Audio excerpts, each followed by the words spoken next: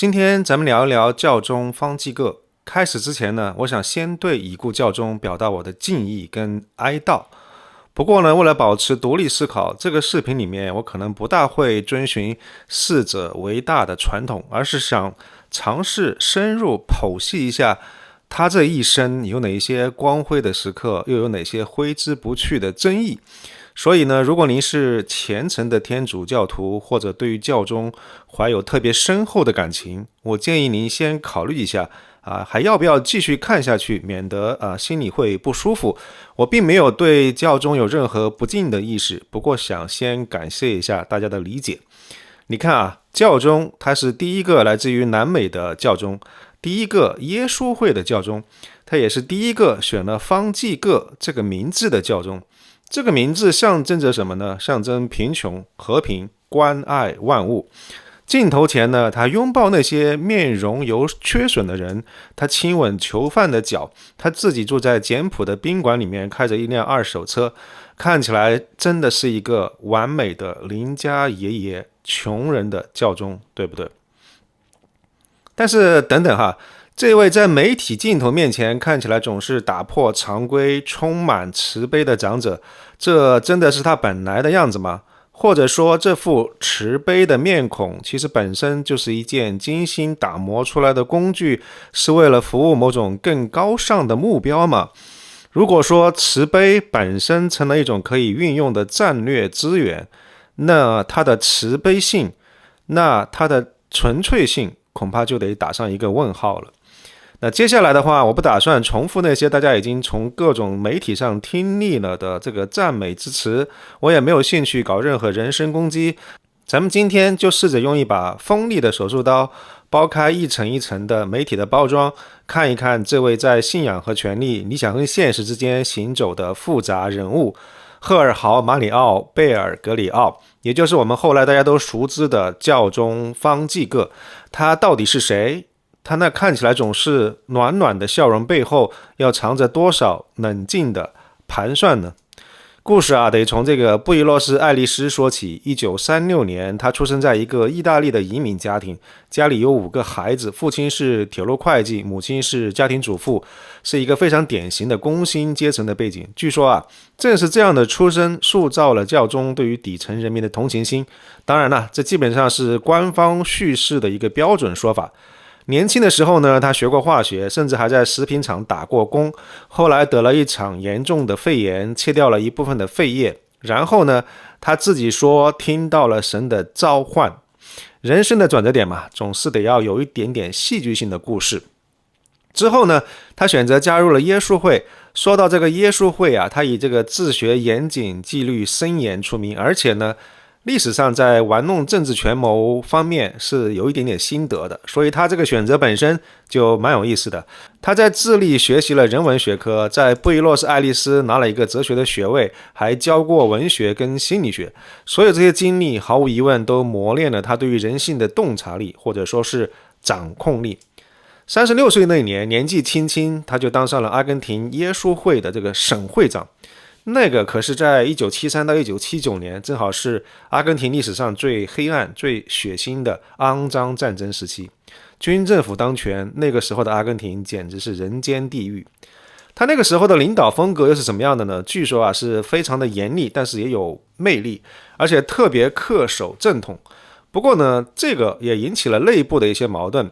有些人觉得他权力抓得太紧了，而且对于当时非常流行的解放神学不太感冒，结果导致耶稣会内部的分裂。他任期结束之后呢，就被调离了这个布宜诺斯艾利斯，先是去做学术工作，后来甚至被发配到了科尔多瓦去做神师。官方的说法是，这是给了他一个个人反思跟学习谦卑的时期，但是明眼人都看得出来，这个其实就是耶稣会内部权力斗争，他输了。这段经历可能就让他深刻地体会到了权力的残酷，还有这个韬光养晦的重要性。有句话怎么说来着？在权力场上，最高明的姿态往往是看起来最没有攻击性的那种。这个可能是他后来行事风格的一种早期的训练吧。说起肮脏战争那段时期，其实他扮演的角色到现在还是一个争议点。最有名的就是那两个耶稣会的神父奥兰多·约里奥跟福尔茨·亚历克斯被军政府绑架的事儿。批评他的人说啊，这是贝尔格里奥在他们被抓以前就撤销了修会对他们的保护，甚至可能还向军方暗示了一点什么。这个指控非常严重了，几乎相当于说他是军方的同谋了。贝尔格里奥自己呢，当然是坚决否认，在他授权出版的传记里面，他说自己当时是秘密在中间斡旋，甚至还曾藏匿过一些受迫害的人。后来呢，亚历克斯神父跟他和解了，说事情都已经过去了。但是另外一位约里奥神父，直到死的那一刻都一直批评他。你看，有一些所谓的历史性的和解，只不过是把过去的烂账用一个模糊的未来的承诺给打包处理了。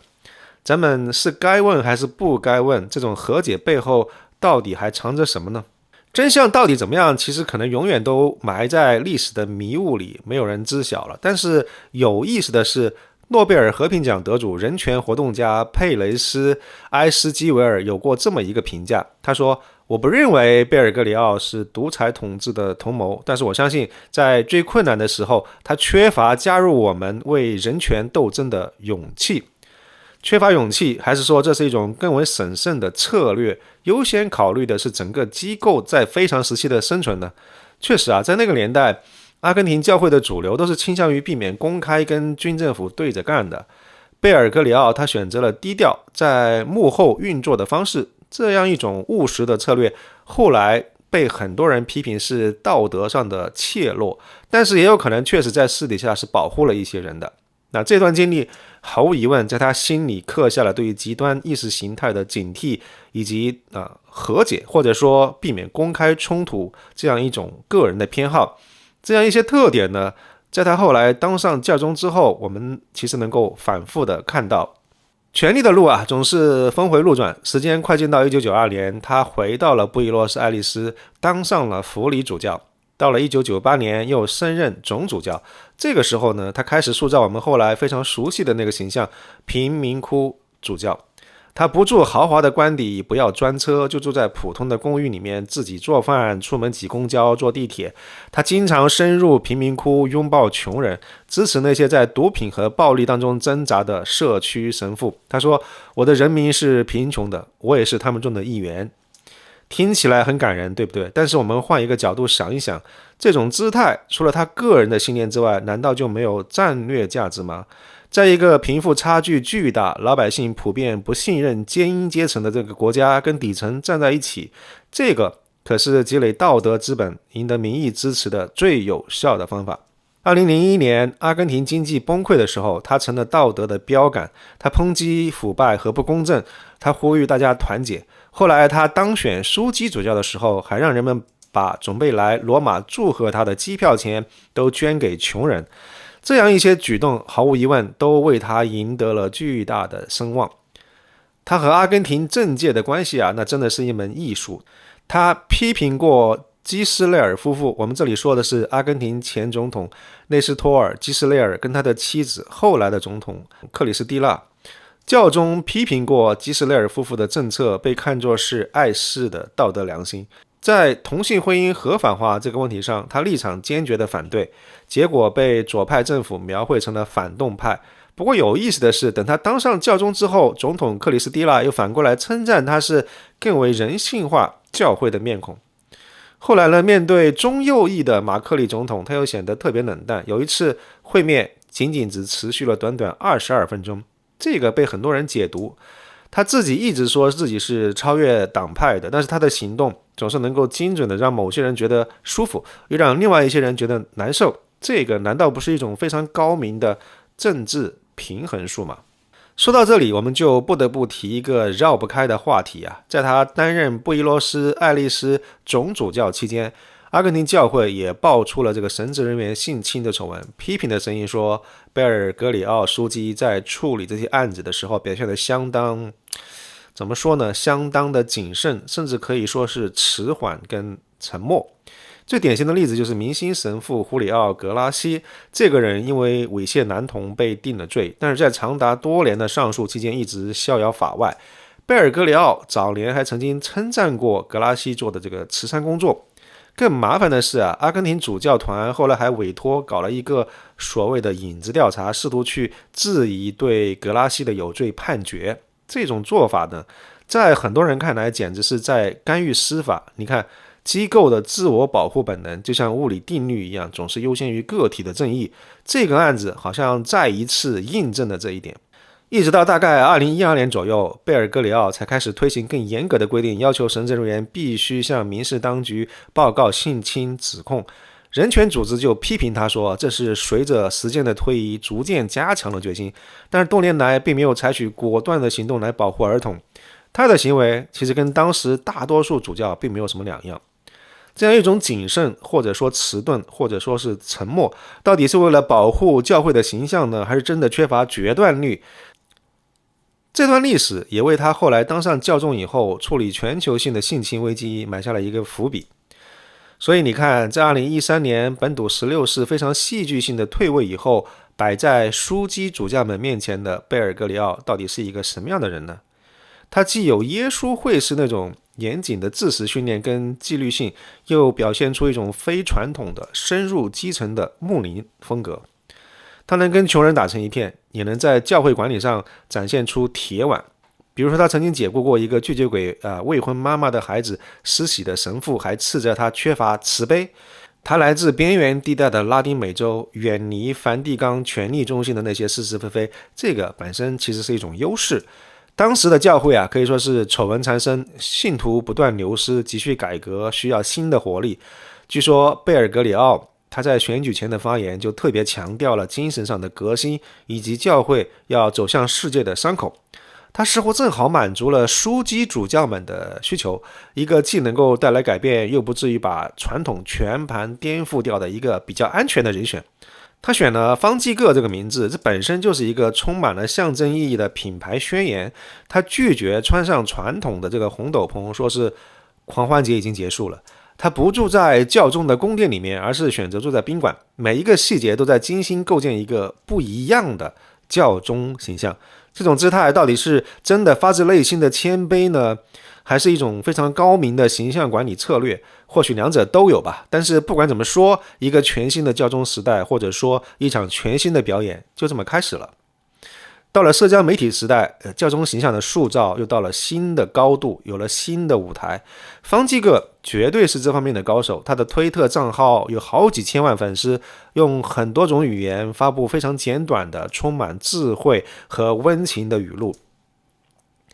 他在网上给人的感觉就是一个慈祥的长辈，一个智慧的导师，一个替弱者说话的人。那张他拥抱毁容男子的照片一下子传遍了全世界，成了慈悲的最佳注脚。他那句关于同性恋不批判的话被媒体放大，塑造成了开明的象征。而这种人设呢，是把权威感跟亲民范儿巧妙地结合在了一块儿。他既保持了教宗的道德制高点，又展现出一种前所未有的接地气。在语言上呢，他比较喜欢用比喻、用短句，这样容易传播，也很有感染力。图片上他偏爱展现那些温情关怀的瞬间。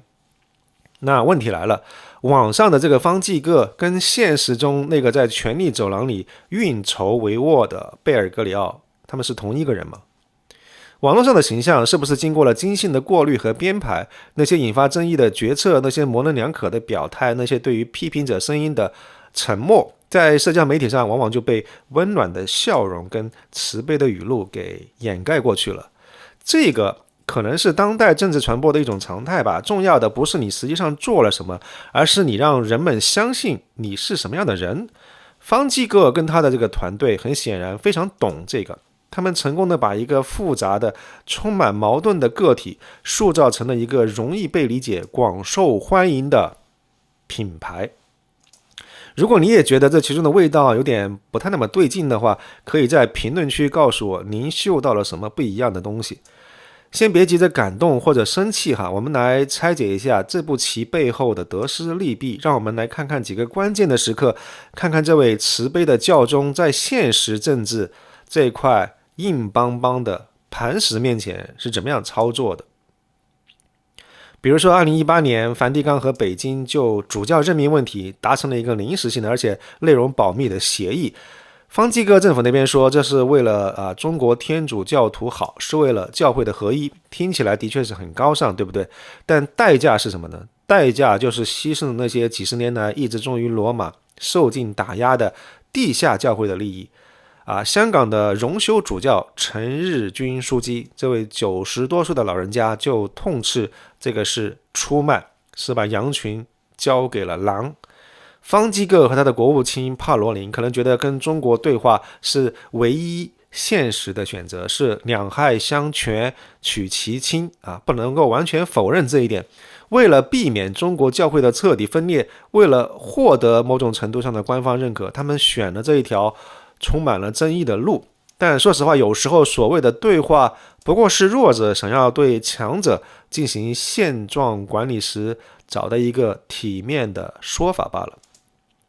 这个背后到底是慈悲还是冰冷的国家利益的算计？是为了灵魂得救，还是为了在未来世界的格局里确保梵蒂冈在中国这个最关键的玩家那里还能说得上话呢？更讽刺的是，协议签订了以后，北京方面似乎并没有完全遵守，还在继续干干预教会事务的事儿梵蒂冈的抗议这个时候听起来就的确是有点苍白无力。这笔买卖到底值不值呢？历史会给出答案，但是这个过程当中体现的道德模糊性其实是显而易见的。再来看看第二个例子，2022年的时候，俄罗斯全面入侵乌克兰，全世界都在谴责侵略者，而方济各的表态呢，却显得异常的谨慎。他虽然也谴责战争，表达对于乌克兰人民的同情，甚至还亲吻了从布查带回来的乌克兰国旗，但他很长一段时间里面都避免直接点名批评俄罗斯或者普京。他谈论军备竞赛，呼吁和平，甚至还暗示说北约在俄罗斯门口叫嚷可能促成了这场战争。这样一种中立或者说各打50大板的态度，可把乌克兰跟很多东欧国家都惹恼了。他们觉得说在赤裸裸的侵略这个现实面前，道德上含含糊糊本身就是一种偏袒。梵蒂冈的外交官可能会说保持中立是为了将来保留调解的可能性嘛。方济各也的确是派了特使来回的穿梭斡旋，但是这种不选边站的策略是不是牺牲了更为重要的东西，那就是道德上的清晰立场呢？当慈悲碰上地缘政治，方济各的选择又一次展现了他那套复杂的，或许可以叫做实用主义的逻辑。他好像总想扮演某种桥梁的角色，即便这个意味着有时候你得在沼泽地里走路。第三个例子，关于 LGBTQ 群体方济各那句非常著名的话，如果一个人是同性恋，他寻求主并且有善意，我有什么资格评判他呢？这句话就像往平静的湖面扔了一块石头，在全球都激起了巨大的波澜。这句话被看作是方济各开明包容的象征。他后来也曾经会见性少数人士，甚至对一位同性恋说过，天主就是这样造了你，也这样爱着你。他还公开支持为同性恋伴侣提供民事结合的法律保障。但是教会关于同性性行为是罪，婚姻只能是一男一女结合的核心教义改变了吗？答案是没有。方济各的表态更像是一种非常高超的平衡术，他用温暖的话安抚了那些渴望被接纳的少数群体，赢得了进步派的交口称赞。但与此同时呢，他没有触动保守派坚守的教育底线，就好像是打开了一扇门缝，透进了一点光亮，但整个房间的结构其实并没有一丝一毫的改变。这个到底是真正的慈悲和包容呢，还是一种用姿态换取好感，同时又避免实质性冲突的策略呢？你看，我有什么资格评判？这句话妙就妙在它听起来像是谦卑，实际上却是在回避了做出非常艰难抉择的历史责任。那么方济各这位耶稣会出身的教宗究竟给我们留下了什么？他毫无疑问改变了教宗的风格，他让一个古老有点僵化的机构看起来更贴近这个时代，更有人情味了。他把慈悲、贫穷、环保这些话题推到了全球议程的中心位置。他的改革不管效果怎么样，确实撼动了梵蒂冈的官僚体系。他还任命了更多来自于边缘地区的枢机主教，这个永久性的改变了未来，也就是当下教宗选举的格局。但是硬币的另一面呢，是那些挥之不去的争议，那些战略性的模糊表态，那些为了所谓的更高目标而做出的让很多人心里不太舒服的妥协。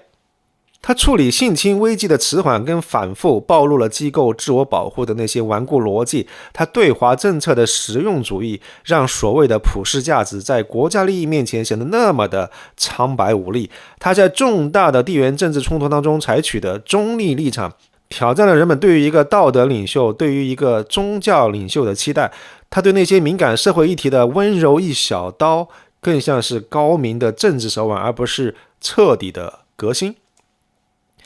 方济各他到底是一个被误解的圣人，一个理想主义的改革家，一个精明的政治家，还是说是一个披着信仰的华丽外衣，把现实主义的权谋玩到极致的大师呢？或许根本就没有简单的答案。在一个越来越复杂、到处都是灰色地带的世界里面，我们该怎么样评价这样一位领袖呢？当理想必须落地，当信仰遭遇权力，是不是就必然伴随着妥协跟变形呢？您怎么看待教宗方济各跟他做的这些有争议的决策呢？请在评论区分享您的看法。方济各的故事可能不仅仅是一个宗教领袖的传记，它更像是一面镜子，照出了我们这个时代关于权力、信仰、表演跟真实之间那些永恒的困境。不过话又说回来，认清人性的复杂跟机构运作的逻辑，能让您在看世界的时候少交很多智商税。如果您觉得这个视频提供了一个看待世界不同的视角，请记得点赞分享，让更多人参与到这场思考当中来。也别忘了订阅爱生的频道，打开小铃铛。哦，对了，差点忘了说，据说方济各私底下其实是一个脾气相当大的人。那些关于他斥责下属、展现铁腕手段的坊间传闻，可能比在公开场合的温暖的笑容更接近权力真实的温度。毕竟，想要驾驭梵蒂冈这艘古老又庞大的船，光靠祈祷跟微笑，恐怕是远远不够的。非常感谢您收看今天的视频，祝您有兴趣愉悦的一天，谢谢。